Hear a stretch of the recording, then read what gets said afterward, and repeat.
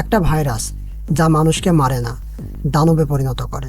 Raise virus ছড়িয়ে পড়ার 28 বছর পর মানুষ এখনো বেঁচে আছে, কিন্তু নিরাপত্তা নেই কোথাও। একটা বিচ্ছিন্ন গ্রাম থেকে এক বাবা আর তার ছেলে পা বাড়ায় মেইনল্যান্ডে, যেখানে লুকিয়ে আছে ভয়ঙ্কর ইনফেক্টেড আর শক্তিশালী অ্যালফা জম্বি যারা মানুষকে আক্রান্ত করে। এই যাত্রা শুধু বেঁচে থাকার না, এটা এক ছেলের তার মাকে বাঁচানোর লড়াই।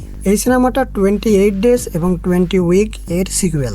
আগের পর্বগুলোতে আপনারা দেখতে পেরেছেন রেজ ভাইরাসের কারণে মানুষ জম্বিতে পরিণত হয়। এটা কোনো প্রাকৃতিক ভাইরাস না, ল্যাব থেকে তৈরি করা হয়েছিল। মূলত বানরের উপর পরীক্ষা চালানোর সময় এটা তৈরি হয়। আক্রান্ত ব্যক্তির রক্ত লালা শরীরে ঢুকলে সংক্রমিত হয় আর কামড় বা আঁচড়ের মাধ্যমে খুব দ্রুত ছড়ায়। মাত্র 10 থেকে 20 সেকেন্ডের মধ্যে মানুষ আক্রান্ত হয়ে যায়। আক্রান্ত হলে প্রচন্ড রাগী ও হিংস্র প্রকৃতির হয়ে যায়। মানুষ নিজের নিয়ন্ত্রণ হারিয়ে ফেলে এবং তারা প্রচন্ড পরিমাণ জম্বিতে পরিণত হয়। এখন আমরা 28 ইয়ার্স লেটার এই মুভির কাহিনীতে আসি। প্রথমে আমরা দেখতে পাই কিছু সংখ্যক বাচ্চা টিভিতে কার্টুন দেখছে। তখন একটা মহিলা বাইরে থেকে একটা বাচ্চাকে নিয়ে আসে, ঘরের ভিতরে রাখে। জিমি নামের একটি বাচ্চা জিজ্ঞেস করে বাইরে কি হচ্ছে। ওই মহিলা তখন বলে চুপচাপ ঘরের ভিতরে বসে থাকো। এরপর সে চলে যায়। আসলে তখন বাইরে জম্বিরা আক্রমণ করেছে। জিমি তখন দরজার কাছে যায় বাইরে কি হচ্ছে বোঝার জন্য। আর ঠিক তখনই জম্বিরা দরজা ভেঙে ভিতরে চলে আসে আর সেখানে আক্রমণ করে সব বাচ্চাদের ভাইরাস ছড়িয়ে দেয়। জিমি তখন বাইরে গিয়ে দেখতে পায় তার পরিবারের সবাই এই ভাইরাসে আক্রান্ত হয়ে গেছে। তখন তার মা বলে তুমি এখান থেকে পালিয়ে যাও, কারণ পরিবারের সবাই জম্বিতে পরিণত হয়েছে, এতে তোমার উপর আক্রমণ করবে। জিমি তখন ভয়ে পালিয়ে তার পিতার কাছে যায়। তার পিতা ছিল চার্চের একজন ফাদার। তিনি আগে থেকে বুঝতে পেরেছিলেন কেউ বাঁচবে না, এজন্য তার ছেলেকে গডের একটি লকেট দেয়। আর ঠিক তখনই সেখানে জম্বিরা হাজির হয়। এরপর তার পিতার উপর আক্রমণ করে। এতে তার পিতা সেও জম্বিতে পরিণত হয় এবং তারা সেখান থেকে পালিয়ে অন্যদের আক্রমণ করতে চলে যায়। আর নিচে লুকিয়ে দেখছিল সব ঘটনা জিমি। এরপর জিমি সেখান থেকে পালিয়ে দূরের এক জঙ্গলে চলে যায়। এরপর ঘটনা দেখানো হয় 28 বছর পর এবং একটা গ্রামকে দেখানো হয় যেখানে মানুষ বসবাস করত। তবে এই গ্রামটা মেইনল্যান্ড থেকে অনেক দূরে ছিল এবং চারিদিক থেকে আটকানো ছিল যাতে সেখানে জম্বিরা আসতে না পারে। তখন আমরা ওই এলাকার পরিবেশ দেখতে পারি। সেখানে স্পাইক ও জেমি নামের ব্যক্তিকে দেখতে পাই। স্পাইক ছিল জেমির ছেলে, তার বয়স ছিল মাত্র 12 বছর। তার বাবা জেমি তাকে খাবার খেতে দেয়। তখনই আমরা উপরে তার মা আয়লাকে দেখতে পাই। সে একটা অসুখে আক্রান্ত ছিল, কিন্তু তার কি রোগ হয়েছে সেটা কেউ জানতো না। তখন জেমি আয়লার কাছে যায়, সেখানে স্পাইকও যায়। স্পাইককে দেখে তার মা জিজ্ঞেস করে স্কুলে যাওনি? স্পাইক তখন বলে এখন শুধু সকাল হয়েছে, স্কুলের সময় এখনো হয়নি। তখন জেমি বলে আজকে স্পাইক স্কুলে যাবে না। আয়লা তখন জিজ্ঞেস করে কেন স্কুলে যাবে না? জেমি তখন বলে আজকে আমরা মেইনল্যান্ডে যাব।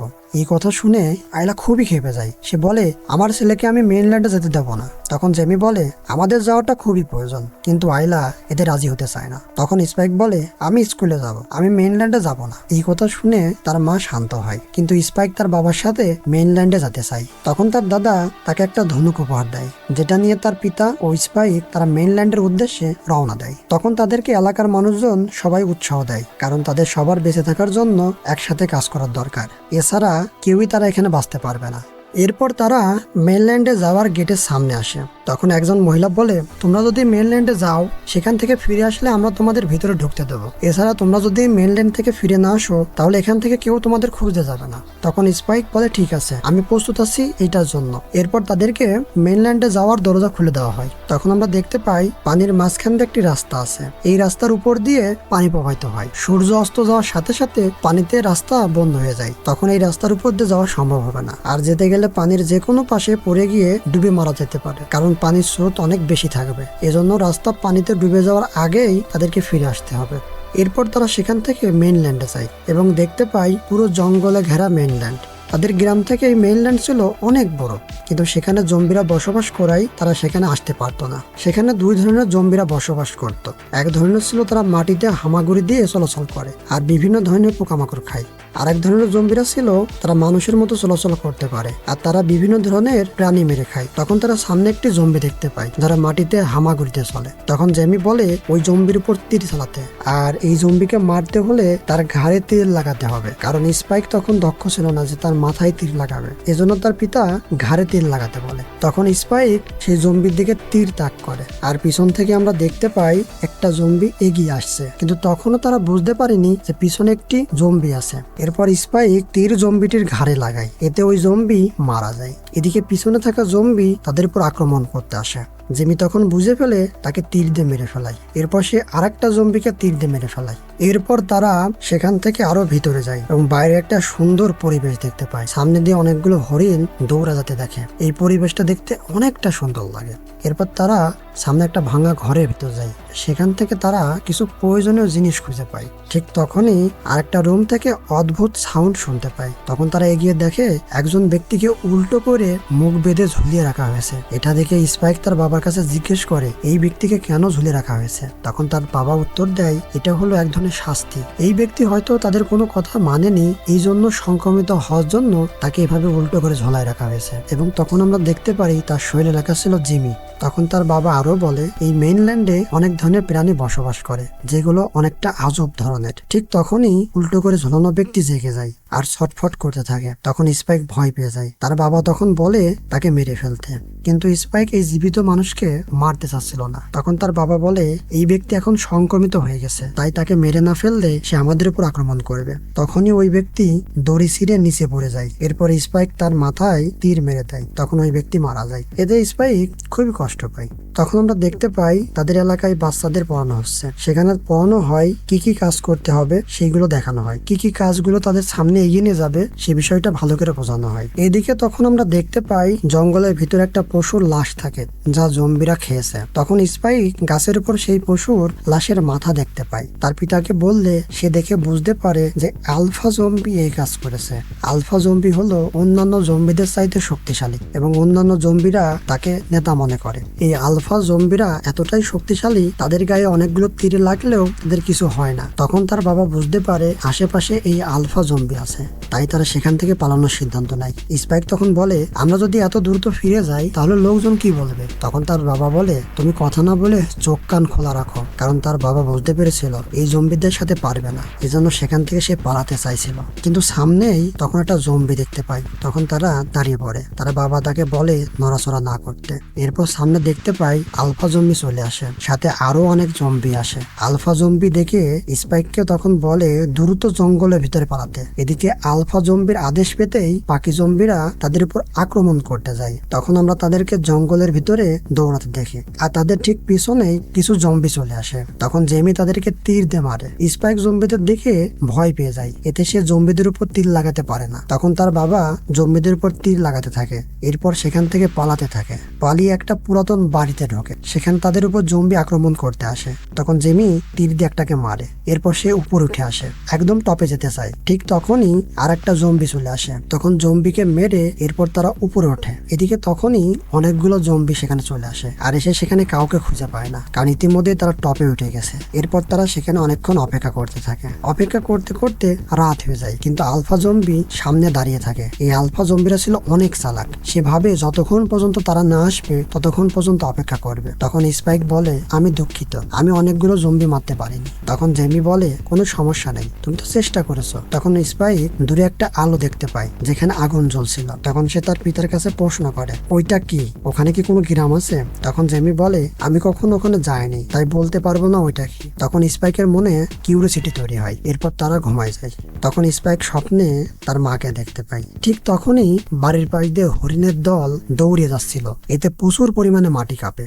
মাটি কাঁপার কারণে বাড়িটি ভেঙে পড়তে থাকে, কারণ বাড়িটি ছিল অনেক পুরাতন। তখন জেমি বুঝতে পেরে সেখান থেকে পালানোর জন্য স্পাইককে ডাকতে থাকে। এরপর স্পাইক স্বপ্ন থেকে বাস্তবে ফিরে আসে। এসে দেখে চারিদিক থেকে বাড়ি ভেঙে পড়ছে। তারপর সেখান থেকে তারা কোনো রকমে পালিয়ে বাসে। এরপর তারা তাদের গ্রামে ফিরে যাওয়ার জন্য সিদ্ধান্ত নেয়। তখন তারা একটা উঁচু জায়গায় আসে। সেখান থেকে দেখতে পায় পানি অনেকটা রাস্তার উপর চলে এসেছে আর কোথাও আলফা জম্বিকে দেখতে পায় না। স্পাইক তখন বলে পানি তো রাস্তার উপরে চলে গেছে, আমরা কি যেতে পারবো। জেমি তখন বলে পানি এখনো পর্যন্ত সেই পর্যন্ত ওঠেনি যে আমরা যেতে পারবো না। এরপর তারা সেই রাস্তা দিয়ে পানির ভিতর যেতে থাকে। তখন তারা কিছু দূর এগিয়ে গিয়ে মনে করে তারা বেঁচে গেছে। ঠিক তখনই আমরা একটা আলফা জম্বিকে দেখতে পাই। সে তার পাখির মাধ্যমে জেমিদের রাস্তা আটকানোর চেষ্টা করে। এরপর আলফা জম্বি তাদের উপর আক্রমণ করতে সেই রাস্তাতে দৌড়াতে থাকে। তখন জেমি বুঝতে পারে তাদের উপর আক্রমণ হবে, এজন্য স্পাইককে বলে দৌড়াতে থাকো। এদিকে আলফা জম্বি প্রায় তাদের কাছে চলে আসে। তখন জেমি বাঁশির মাধ্যমে গেটে থাকা লোকদেরকে জানাই দেয় দেয় যে তারা আসছে এবং তারা দেখতে পারে পিছনে আলফা জম্বি তাদের উপর আক্রমণ করতে আসছে। তখন তারা সেই জম্বির উপরে হাই পাওয়ারের লাইট মারে যাতে জম্বি চোখে না দেখে এবং তার উপরে তীর নিক্ষেপ করতে থাকে, কিন্তু তীরে কিছুই হয় না জম্বি। তখন আগুনের তীর নিক্ষেপ করে আলফা জম্বির উপর, এতে সেই আলফা জম্বি মারা যায়। তখন জেমিরা গেটের কাছে আসে এবং তাদেরকে দরজা খুলতে বলে। প্রথমে গেট খুলতে চায় না, ওই মহিলা মনে করে তারা জম্বিতে পরিণত হয়েছে। তখন জেমি স্পাইকের চোখ দেখিয়ে বলে আমাদের কিছু হয়নি। এরপর তাদেরকে ভিতরে ঢুকতে দেওয়া হয়। এরপর আমরা দেখতে পারি রাতে পার্টি করা হচ্ছে। এই পার্টিতে জিমি তার ছেলে স্পাইক সম্পর্কে মিথ্যা বলে। সে বলে অনেক জম্বি মেরেছে স্পাইক, কিন্তু আসলে স্পাইক মারতে পারেনি। স্পাইক তার বাবাকে বলতে গেলে তার বাবা তাকে থামিয়ে দেয় এবং সবার সামনে তাকে হিরো বানিয়ে দেয়। এরপর সবাই তাকে নিয়ে আনন্দ করতে থাকে। এদিকে জেমি একটা মেয়ের সাথে ফাঁকা জায়গায় যায়। স্পাইককে তখন মদ খাওয়ানো হচ্ছিল। মদ খাওয়ার পর সেখান থেকে বের হয়। বাইরে বের হয়েই সে বমি করে। ঠিক তখনই সে তার বাবাকে একটা মেয়ের সঙ্গে দেখতে পারে। এটা দেখে খুবই খারাপ লাগে তার এবং সে বাড়িতে চলে আসে। বাড়িতে আসার পর তার দাদার সাথে কথা হয়। তার দাদা স্পাইককে জিজ্ঞেস করে মেইনল্যান্ডে কেমন কাটালে? স্পাইক তখন বলে ভালো। তখন তার দাদা বলে তুমি সেখানে কি কি দেখেছো? স্পাইক তখন বলে সেখানে পাহাড়, জঙ্গল, বাড়ি এবং সে রাতে আগুন জ্বলতে দেখে, সেটাও বলে। তখন তার দাদা বলে সেখানে ক্যালসন নামের একজন ডাক্তার হয়তো জীবিত আছে। এই কথা শুনে স্পাইক অবাক হয়ে যায়। সে বলে বাবা তো বললো সে কখনো ওখানে যায়নি এবং সে কিছু জানেও না। তখন তার দাদা বলে তোমার বাবা যখন কিছু বলতে চায়নি আমিও তখন তোমাকে কিছু বলবো না, কারণ তোমাকে বলে তুমি ভয় পাবে, এজন্য সে আর কিছু বলে না। তখন তার দাদা বলে তুমি যে মজা করো, কিন্তু স্পাইক যেতে চায় না। সে তার মার সাথে থাকার সিদ্ধান্ত নেয়। তখন তার দাদা সেখান থেকে চলে যায়। স্পাইক তখন তার মার কাছে যায় এবং যেয়ে শুয়ে পড়ে এবং ঘুমাই যায়। সকালবেলা দেখতে পারি আইলার প্রচন্ড মাথা যন্ত্রণা করে, এজন্য সে ওষুধ খোঁজে। তখন স্পাইক জেগে যায়। স্পাইক তখন বলে কি হয়েছে মা? আইলা তখন বলে প্রচন্ড মাথা যন্ত্রণা করছে। ঠিক ওই সময় আমরা জিমিকে বাড়ি ফিরতে দেখি। সে ঘরে ঢুকে খাটে শুয়ে পড়ে। তখন জেমি স্পাইককে বলে কালকে তোমাকে আর খুঁজে পেলাম না, তুমি কোথায় ছিলে? স্পাইকের একটু মন খারাপ থাকে। সে বলে আমি বাসায় চলে এসেছিলাম। এরপর সে ঘর থেকে বের হয়ে যায়। তখন জেমি মনে মনে কিছুটা সন্দেহ করে। এরপর সে রান্না করতে রান্নাঘরে যায়। তখন সে ডিম ভাজি করতে থাকে। স্পাইক তখন প্রশ্ন করে মেইনল্যান্ডে যেখানে আগুন দেখেছিলাম ওইখানে ডাক্তার থাকে, ডাক্তারের নাম ক্যালসন। তখন জেমি বলে তোমার কাছে কে বলেছে এসব কথা? স্পাইক তখন বলে দাদা স্যামসন বলেছে। তখন জেমি বলে তোমার জন্মের আগে আমরা শিকার করতে ক্যালসনের এলাকায় গিয়েছিলাম। তখন আমরা দেখতে পারি অনেকগুলো লাশ, যেখান থেকে প্রচুর পরিমাণে গন্ধ আসছিল। সেখানে দেখি ক্যালসন লাশগুলো পোড়াচ্ছে। তখন ক্যালসন আমাদেরকে দেখতে পারে এবং আমাদেরকে ডাক দেয়। আমরা তখন ভয় পেয়ে সেখান থেকে পালিয়ে যাই। এরপর 15 বছর যাবত আমরা কেউ ওই দিকে আর যাইনি। তখন স্পাইক বলে তার মানে উনি একজন ডাক্তার, তাহলে মাকে নিয়ে ডাক্তারের কাছে কেন যাচ্ছি না? এ কথা শুনে জেমি বলে সে একজন পাগল, তার কাছে চিকিৎসা নেওয়া যাবে না। তখন স্পাইক বলে তাহলে এভাবে আমার মা মারা যাবে? জেমি তখন কিছু আর বলে না। স্পাইক তখন বলে মা মারা গেলে তুমি জেসিকাকে বিয়ে করবে, আর জেসিকার বর তখন তোমাদের কি করবে? এ কথা শুনে জেমি রেগে যায় এবং তাকে চর মারে। এরপর সেখান থেকে স্পাইক তার মার কাছে চলে যায়। তখন তার মায়ের প্রচন্ড পরিমাণে মাথা যন্ত্রণা করছিল। তখন জেমি তাদের কাছে গেলে স্পাইক তাকে বের করে দিয়ে বলে তুমি আমাদের থেকে চলে যাও। এই বলে সে একটা ছুরি তার বাবার দিকে তাক করে। তখন তার বাবা তার কাছ থেকে ছুরি কেড়ে নেয়, নিয়ে শরীরের শক্তি দিয়ে সেটা বাঁকা করে ফেলে। এরপর তার হাতে দিয়ে সেখান থেকে চলে যায়। স্পাইক ছুরি বের করতে গেলে সেটা আর বের হয় না। পরের দিন দেখতে পারি স্পাইক মেইনল্যান্ডের গেটের কাছে আসে। এখান থেকে তাদেরকে বের হতে দেবে না বলে সে একটি প্ল্যান করে। এজন্য সে পাশের একটি ঘরের ভিতর গিয়ে আগুন ধরিয়ে দেয় এবং খবর দেয় সেখানে আগুন ধরে গেছে। আর ওই লোক ওখানে যেতেই স্পাইক তার মাকে নিয়ে মেইনল্যান্ডের উদ্দেশ্যে রওনা দেয়। মেইনল্যান্ডে যাওয়ার পর তার মা তাকে জিজ্ঞেস করে জেমি কোথায়?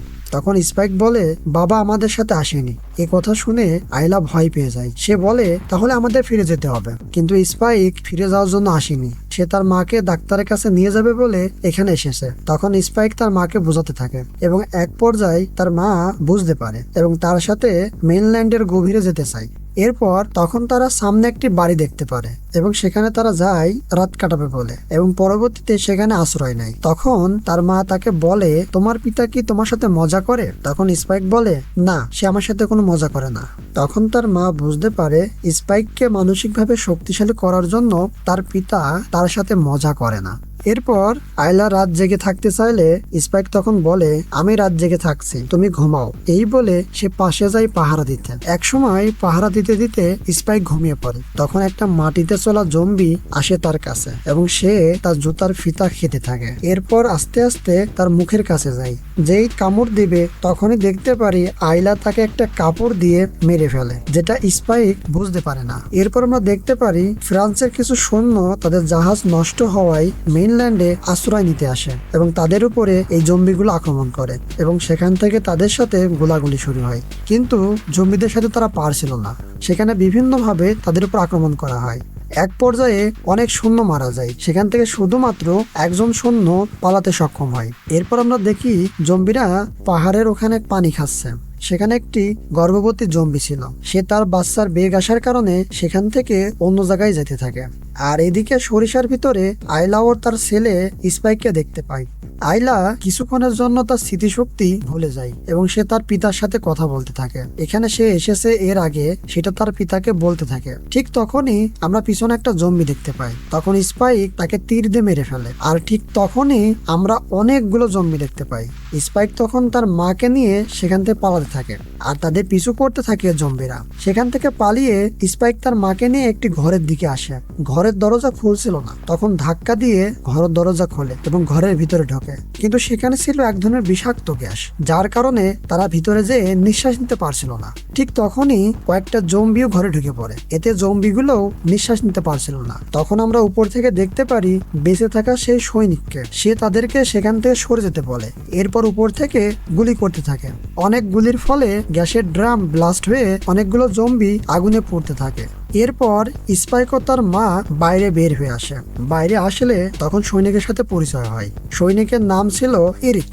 এরিক স্পাইকের মায়ের অবস্থা দেখে তাকে রেখে যেতে বলে। তখন স্পাইক বলে তার মাকে রেখে যেতে পারবে না। তখন আমরা দেখি স্পাইকের মাকে পিঠে করে নিয়ে সামনেতে থাকে এরিক। তখন এরিক বলে সে কিভাবে এখানে এসেছে এবং তার সঙ্গীরা কিভাবে মারা গেছে।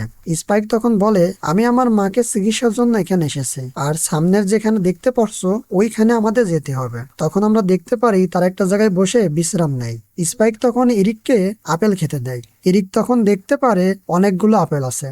তখন এরিক একটা ফোন বের করে। ফোনে চার্জ ছিল মাত্র 1%। ফোন দেখে স্পাইক জিজ্ঞেস করে এটা কি, কারণ তাদের কাছে কোনো ফোন ছিল না, তাই তারা জানে না এটা কি এবং এটার কাজ কি। তখন এরিক বলে এটা হলো যোগাযোগের মাধ্যম এবং এটা দিয়ে ছবি তোলা যায় এবং আরো অনেক কাজ করা যায়। এরপর ফোনে সে তার একটা গার্লফ্রেন্ডের ছবি দেখায়। ছবি দেখে স্পাইক বলে মেয়েটি এমন কেন দেখতে। এরিক তখন বলে মেয়েটি দেখতে অনেক সুন্দর এবং সে একজন মডেল। স্পাইক তখন বলে আমাদের এখানে এরকম চেহারার মেয়েকে বিশ্রী বলে। ঠিক তখনই ফোনের চার্জ শেষ হয়ে যায় আর তখন এরিক ফোন ফেলিয়ে দেয়, কারণ সেখানে চার্জ দেওয়ার কোনো ব্যবস্থা ছিল না। তখন আমরা আয়লাকে কথা বলতে দেখি। আয়লা একা একা তার বাবার সাথে কথা বলছিল। সেটা দেখে এরিক বলে কি বলছে পাগলের মতো। তখন আয়লা সেখান থেকে হেঁটে সামনের দিকে যেতে থাকে। এটা দেখে এরিক বলে তোমার মা হাঁটতে পারে। স্পাইক তখন বলে হ্যাঁ হাঁটতে পারে। আসলে এরিক ভেবেছিল তার মা হাঁটতে পারে না, যার কারণে পিঠে করে তাকে নিয়ে এসেছিল। এরপর সামনে এগিয়ে যেতেই আয়লা একটা অদ্ভুত শব্দ শুনতে পায়। এগিয়ে গিয়ে ট্রেনের ভিতর দেখে একটা জম্বি বাচ্চা প্রসব করবে। তখন আয়লা এটা দেখে তাকে সাহায্য করতে যায়। এরপর বাচ্চা বের হয়। তখন বাচ্চা দেখে এরিক বলে এই বাচ্চা জম্বির বাচ্চা, একে মেরে ফেলতে হবে। কিন্তু আয়লা ও স্পাইক তাকে মারতে চায় না, কারণ বাচ্চাটি সংক্রমিত ছিল না। এরিক তখন তাদের দিকে গুলি ধরে বলে একে যদি তোমরা না মেরে ফেলো তাহলে আমি কিন্তু তোমাদের সাথে থাকবো না। এই বলে সে পালাতে যায়। আর ঠিক তখনই একটা আলফা জম্বি এসে তাকে মেরে ফেলে। এরপরে স্পাইক ও তার মা তারা ট্রেনের ভিতর থেকে পালাতে থাকে আর তাদের পিছু করতে থাকে আলফা জম্বি। এক পর্যায়ে স্পাইক ও তার মা ট্রেন থেকে বাইরে বের হয়ে আসে আর তাদের পিছনে আলফা জম্বিও আসে। ঠিক তখনই আমরা ডাক্তার ক্যালসনকে দেখতে পাই। সে তার এক ধরনের শান্ত করার তীর ছোড়ে। এতে আলফা জম্বি শান্ত হয়ে যায়, কিন্তু আলফা জম্বি মারা যায় না। ডাক্তার ক্যালসনের পুরো শরীরে আয়োডিন লাগানো ছিল, যার কারণে ভাইরাস তাকে সহজে আক্রমণ করতে পারে না। তখন ডাক্তার ক্যালসন আলফা জম্বির কাছ থেকে ইরিকের মাথা নিয়ে তা আস্তানার দিকে যায়। তখন স্পাইক ও তার মা ডাক্তার ক্যালসনের আস্তানার দিকে যায়। সেখানে দেখতে পায় অসংখ্য মানুষের মাথার খুলি। এরপর ডাক্তার ক্যালসন ইরিকের সেই মাথার খুলি আগুনে পোড়াতে দেয়। এরপর মাথার খুলি পরিষ্কার করে সেটা স্পাইকের হাতে দেয় এবং বলে একটা জায়গায় রাখতে। স্পাইক তখন সেটা সামনের একটা জায়গায় রাখে। এরপর ডাক্তার ক্যালসন জিজ্ঞেস করে, আমাকে কেন খুঁজছিলে? তখন স্পাইক বলে, আমার মায়ের চিকিৎসার জন্য। এরপর আমরা রাতে দেখতে পাই ডাক্তার ক্যালসন তাকে বিভিন্ন ভাবে পরীক্ষা নিরীক্ষা করে বুঝতে পারে তার মায়ের ক্যান্সার হয়েছে আর এই রোগের কোনো চিকিৎসা নেই আর ক্যান্সার এখন শেষ পর্যায়ে। এ কথা শুনে স্পাইক ভেঙে পড়ে। তখন ক্যালসন বলে, তোমার মা কিছুদিনের ভিতর মারা যাবে, তবে তার হাতে একটা জিনিস আছে, সে কিভাবে মারা যাবে, শান্তিতে নাকি ভোগান্তিতে? তখন স্পাইক তার মাকে জড়িয়ে ধরে কান্না করতে থাকে। এদিকে ডাক্তার ক্যালসন দূর থেকে একটা তীরের মাধ্যমে স্পাইককে শান্ত করার চেষ্টা করে। এরপর তার মা শান্তিতে মৃত্যুবরণ করার জন্য ডাক্তার ক্যালসনের কাছে যায়। এরপর ডাক্তার ক্যালসন তাকে শান্তিতে মৃত্যু দেয়। এরপর তার মায়ের মাথার খুলি এনে স্পাইককে দেয়। তাকে যদি শান্ত না করা হতো, স্পাইক এতক্ষণে অস্থির হয়ে যেত। এই ঘটনা দেখে মাথার খুলি আনার পর স্পাইককে বলা হয়, তোমার পছন্দ মতো জায়গায় এটা রাখো। স্পাইক তখন তার মায়ের মাথার খুলি একদম সবচেয়ে উপরে রাখে। এটা ছিল খুবই বেদনাদায়ক ঘটনা। পরের দিন স্পাইক ও ডাক্তার ক্যালসনের উপর আলফা জম্বিটা হামলা করে। তখন তারা একটা বাক্সের ভিতর লুকায়। তখন কোনোভাবে আলফা জম্বি তাদেরকে ধরতে পারছিল না। এরপর পিছন থেকে ডাক্তার ক্যালসনকে ধরে ফেলে। তখন স্পাইক ডাক্তার ক্যালসনের একটা তীর দিয়ে আলফা জম্বিকে আঘাত করে। এতে আলফা জম্বিটা শান্ত হয়ে যায়। এরপর আমরা দেখতে পাই স্পাইক বাচ্চাটিকে তাদের গ্রামের সীমানায় রেখে দিয়ে আসে। তার সাথে একটা চিঠিও দেয়। এই চিঠি পড়ে জেমি জানতে পারে স্পাইক আর ফিরে আসবে না আর তার মা মারা গেছে। তখন জেমি দুঃখে দৌড়ে যায় ছেলেকে আনবে বলে, কিন্তু সামনে যেতেই দেখে পানিতে রাস্তা বন্ধ হয়ে গেছে। এটা দেখে সে চিৎকার করতে থাকে। এদিকে স্পাইক বেঁচে থাকার জন্য জঙ্গলে মাছ শিকার করে এবং সেটা আগুনে পুড়িয়ে খাওয়ার উপযোগী করছিল। ঠিক তখনই দূরে একটা জম্বি দেখতে পাই। এরপর সেই জম্বিকে তীর দিয়ে স্পাইক মেরে ফেলে। ঠিক তখনই অনেকগুলো জম্বি দেখতে পাই। তখন স্পাইক বুঝতে পারে তাদের সাথে আর পারবে না। তখন সে পালাতে থাকে। পালিয়ে দূরে যেতে তার কাছে একটা জম্বি চলে আসে। তখন সে তীর দিয়ে জম্বির মাথা উড়িয়ে দেয়। এটা দেখে উপর থেকে একজন বাহবা জানায়। তখন সেই ব্যক্তিকে দেখে স্পাইক অবাক হয়ে যায়, যেখানে আরো অনেক মানুষ আছে। আর তখনই আমরা অন্যদিকে জম্বিদের দেখতে পাই। তারা সবাই একসাথে সামনের দিকে এগিয়ে আসছিল। স্পাইক এটা দেখে ভয় পেয়ে যায়। আর তখনই উপরে থাকা ব্যক্তির লোকজন সবাই চলে আসে এবং তারা জম্বিগুলোর উপর তাদের অস্ত্র ও টেকনিক দিয়ে আক্রমণ করে এবং তাদেরকে সব মেরে ফেলে। আর এই ব্যক্তিটা কে ছিল সেটা জানতে হলে গল্পের প্রথমে যেতে হবে। আমরা গল্পের প্রথমে একটা ছোট বাচ্চাকে দেখতে পাই যেটার নাম ছিল জিমি এবং সে কিন্তু বেঁচে গিয়েছিল। আর তার পিতা তাকে একটা লকেট দিয়েছিল আর সেই লকেটটাই আমরা এই ব্যক্তির গলায় দেখতে পাই। এ থেকে আমরা বুঝতে পারি এই ব্যক্তি হলো সেই ছোট্ট বাচ্চাটি। আর এছাড়াও স্পাইকের পিতা বলেছিল এই মেইনল্যান্ডে অনেক ধরনের আজব প্রাণী বাস করে। তাছাড়া আমরা ওই ঘরে কিন্তু ঝোলানো ব্যক্তির গায়ে জিমি নাম লেখা দেখেছিলাম। এ থেকে বোঝা যায় সামনে আরো অনেক রহস্য লুকিয়ে আছে। তখন জিমি হাত বাড়িয়ে দেয় বন্ধুত্বের জন্য।